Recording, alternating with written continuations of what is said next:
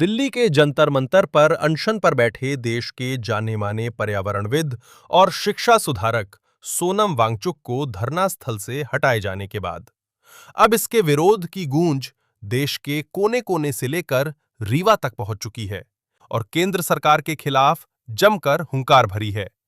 रीवा के संभागायुक्त कार्यालय के सामने आज नजारा पूरी तरह बदला हुआ था। छात्र छात्राएं, अधिवक्ता, सामाजिक कार्यकर्ता और किसान संगठन एकजुट होकर केंद्र सरकार के खिलाफ नारेबाजी कर रहे थे।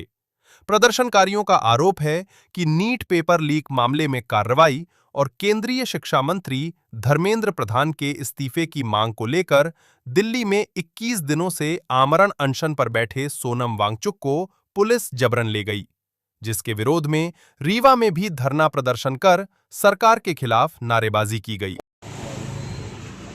आज हम लोग यहाँ पर जो जंतर मंतर पर शिक्षा मंत्री के इस्तीफे को लेकर के आंदोलन चल रहा था और सोनम वांगचुक जी को हिरासत में लिया गया और लोग ये भी कह रहे हैं कि वहाँ पर जिस तरह से भेष बदल करके डॉक्टरों के भेष में पुलिसकर्मी गए हैं तो उससे तो हम यही कहेंगे कि उनका अपहरण हुआ है और बिना किसी वार्ता के उनको वहाँ से गिरफ्तार किया गया। 21 दिनों से वो आमरण अनशन पर थे, लेकिन सरकार ने और सरकार का कोई प्रतिनिधि उस मुद्दे पर बात नहीं किया।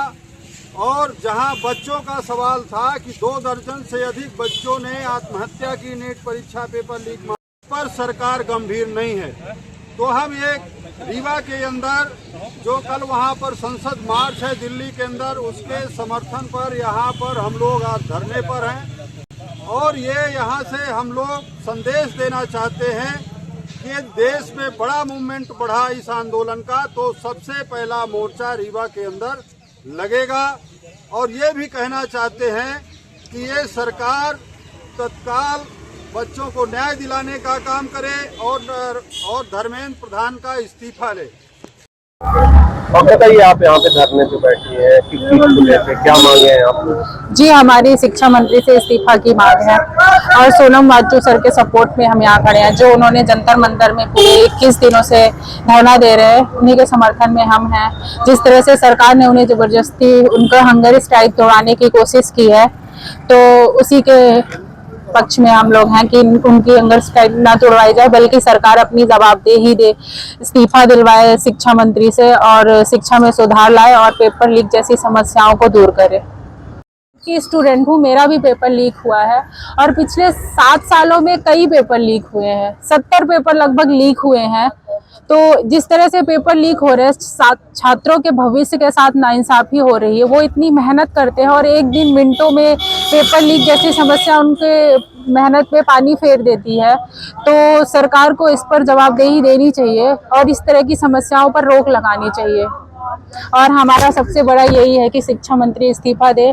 और जैसा कि सोनम सर ने बोला है कि ये हमारे आंदोलन की शुरुआत है और ये सरकार की जवाबदेही की शुरुआत है।